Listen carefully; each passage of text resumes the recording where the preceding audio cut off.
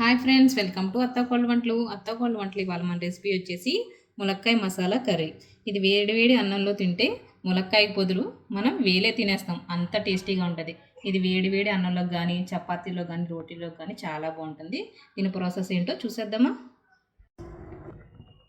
ముందుగా మనం మసాలా ప్రిపేర్ చేసుకుందాం. మసాలా ప్రిపేర్ చేసుకోవడానికి ఒక మందపాటు గిన్నె పెట్టుకోవాలి. అందులో ముందుగా పల్లీలు ఫ్రై చేసుకుందాం.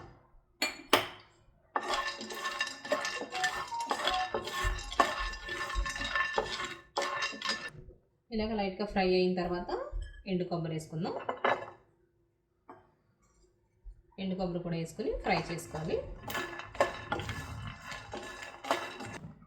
ఇప్పుడు 2 టేబుల్ స్పూన్ పల్లీలు, 2 టేబుల్ స్పూన్ ఎండు కొబ్బరి వేసుకున్నాం కదండి. ఇలా ఫ్రై అయిన తర్వాత ఎక్కువ ఫ్రై అవ్వకూడదు. ఎక్కువ ఫ్రై అయితే కూర కలర్ మారిపోద్ది, అలానే టేస్ట్ కూడా మారిపోద్ది. చూడండి, ఇప్పుడు ఇలా ఫ్రై అయింది కదా. ఇప్పుడు మనం 1 టేబుల్ స్పూన్ ధనియాలు వేసుకుందాం. ఇది మొత్తం మసాలా అనేది లో ఫ్లేమ్ మీద పెట్టి మనం ఫ్రై చేసుకోవాలి.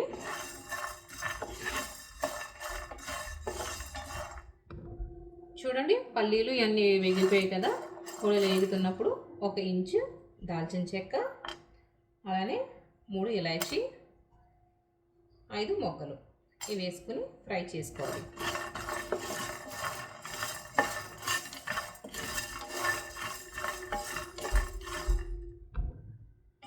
ఇప్పుడు ఫ్రై అయిపోయి మనం స్టవ్ బంద్ చేసేసి, ఇప్పుడు ఈ పెనానికి హీట్ ఉంటుంది కదండి, అప్పుడు మాత్రమే ఈ గసగసాలు వేసుకుని మనం ఫ్రై చేసుకోవాలి. ఎందుకంటే గసగసాలు మాత్రం బాగా ఫ్రై అయిపోతే కలర్ అనేది మొత్తం చేంజ్ అయిపోతుంది, అలానే టేస్ట్ కూడా చేంజ్ అయిపోతుంది. అందుకే మనం స్టవ్ బంద్ చేసేసుకున్న తర్వాత మాత్రమే గసగసాలు వేసుకోవాలి. చూడండి, మసాలా అనేది ఇలా ప్లేట్ వేసుకుని పక్కన పెట్టేసుకోవాలి పూర్తిగా చల్లారేదాకా.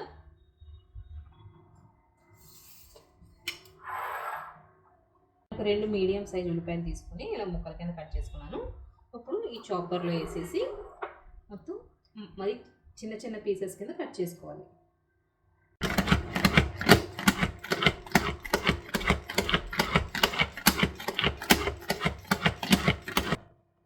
చూడండి, ఒక ఉల్లిపాయను అయితే ఇలాగా చిన్న చిన్న పీసెస్ కింద ఈ చాపర్లో వేసుకుని ఇలా కట్ చేసుకున్నాను. ఇంకొక ఉల్లిపాయను అయితే మిక్సీ జార్లో వేసుకుని కొంచెం పేస్ట్ కింద పట్టుకుందాం. ముందుగా మనం ఒక మిక్సీ జార్ తీసుకొని ఇవి ఇంకో మసాలాలు చల్లగా అయిపోయింది. ఇప్పుడు ఇవి మిక్సీ జార్లో వేసేసుకుందాం. అలానే కొద్దిగా చింతపండు ఇది వేసుకొని పేస్ట్లా పట్టేసుకోవాలి. ముందు పొడిగా కొట్టేసుకోవాలి, తర్వాత కొద్ది కొద్దిగా వాటర్ యాడ్ చేసుకుని పేస్ట్లా చేసుకోవాలి.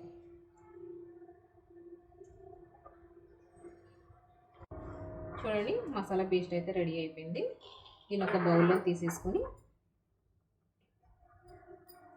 ఇప్పుడు ఇందులోనే మనం ఉల్లిపాయలు పేస్ట్ చేసేసుకుందాం.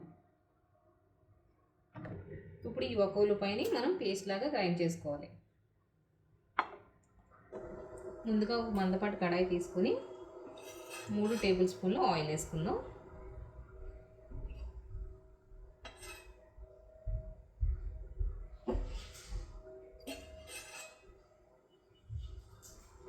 చూడండి, ఆయిల్ హీట్ అయిపోయింది. నేను 2 మీడియం సైజు ములక్కాయలు తీసుకున్నాను. ఇవి ఇలా కట్ చేసుకుని ముందుగా ఫ్రై చేసుకోవాలి.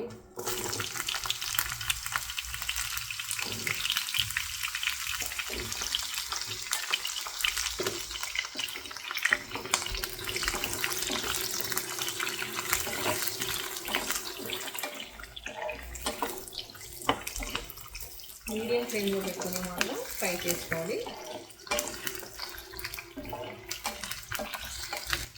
మంట మీడియం ఫ్లేమ్లో పెట్టుకుని మూత పెట్టుకుని ఒక 2 నిమిషాల పాటు మగ్గనిద్దాం. ఇలా అయిపోయింది కదా. ఇప్పుడు తీసి చూద్దాం. చూడండి, కొంచెం మగ్గిపోయి కదా. ఇప్పుడు మనం ఒక బౌల్లోకి సెపరేట్ చేసేసుకుందాం.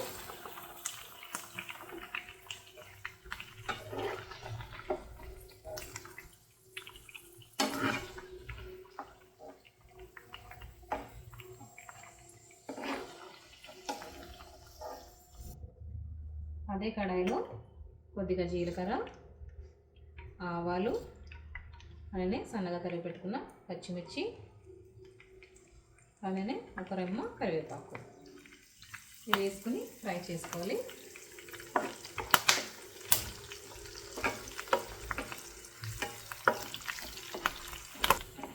చూడండి ఫ్రై అయ్యాయి కదా. ఇప్పుడు సన్నగా తరిగి పెట్టుకున్న ఉల్లిపాయ ముక్కలు వేసేసుకుందాం.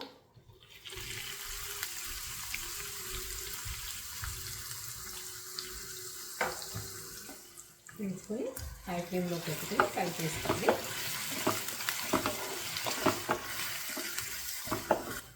చూడండి ఇలా ఫ్రై అయ్యాయి కదా. ఇప్పుడు పేస్ట్ చేసి పెట్టుకున్న ఉల్లిపాయలు కూడా వేసేసుకుందాం.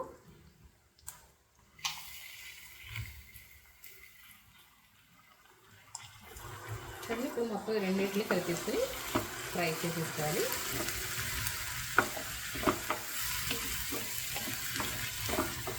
నైట్ గోల్డెన్ బ్రౌన్ కలర్ వచ్చేదాకా ఫ్రై చేసేసుకోవాలి.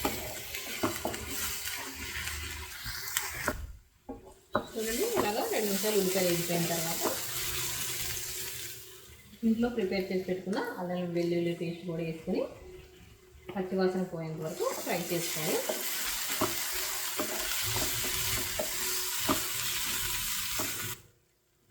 చూడండి ఉల్లిపాయలు ఫ్రై అయిపోయి ముందుగా ఒక టమాటా తీసుకుని నేను ఇలాగ పేస్ట్ లాగా చేసుకున్నాను. దీన్ని కూడా ఫ్రై చేసేసుకుందాం. దీన్ని కూడా పచ్చివాసన పోయేంత వరకు నూనె సెపరేట్ అయ్యేంత వరకు ఫ్రై చేసుకోవాలి. చూడండి ఉల్లిపాయలు అల్లం వెల్లుల్లి పేస్ట్ ఇంకా టమాటా ఎలా కలిసిపోయాం. జాయింట్ ఫ్యామిలీ లాగా అలా కలిసి ఉండాలి. ఇప్పుడు ఇలా ఫ్రై అయిపోయాయి కదండి. ఇప్పుడు పసుపు కారం వేసుకుందాం. చూడండి ఇప్పుడు 1/2 టీ స్పూన్ పసుపు, 1.5 స్పూన్ కారం, అలానే రుచికి సరిపడా సాల్ట్ ఇవి వేసేసి కలిపేసుకోవాలి.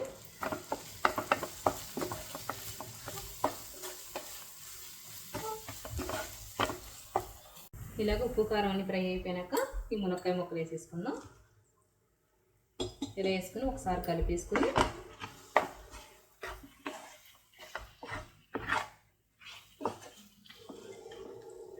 మూత పెట్టుకుని ఒక 3 నిమిషాలు మగ్గనిద్దాం. ఒకసారి చూద్దాం. చూడండి మునక్కాయలు అనేది మగ్గినాయి. ఇలా మగ్గిన తర్వాత మనం ముందుగా ఫ్రై చేసుకుని పేస్ట్ చేసి పెట్టుకున్న మసాలా వేసేసుకుందాం.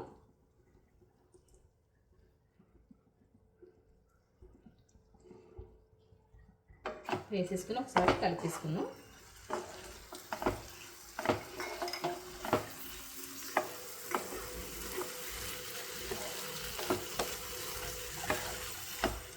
ఇలా కలిపేసుకొని ఒక 2 నిమిషాలు మీడియం ఫ్లేమ్లో పెట్టుకొని మూత పెట్టేసుకుందాం. మసాలా అనేది మునక్కాయ ముక్కలకి బాగా పడుతుంది. ఇప్పుడు ఒకసారి తీసి చూద్దాం.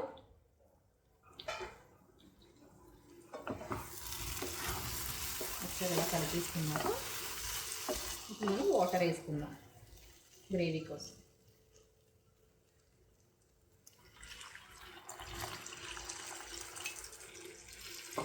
దీని అంతని మొత్తం కలిపేసుకుందాం.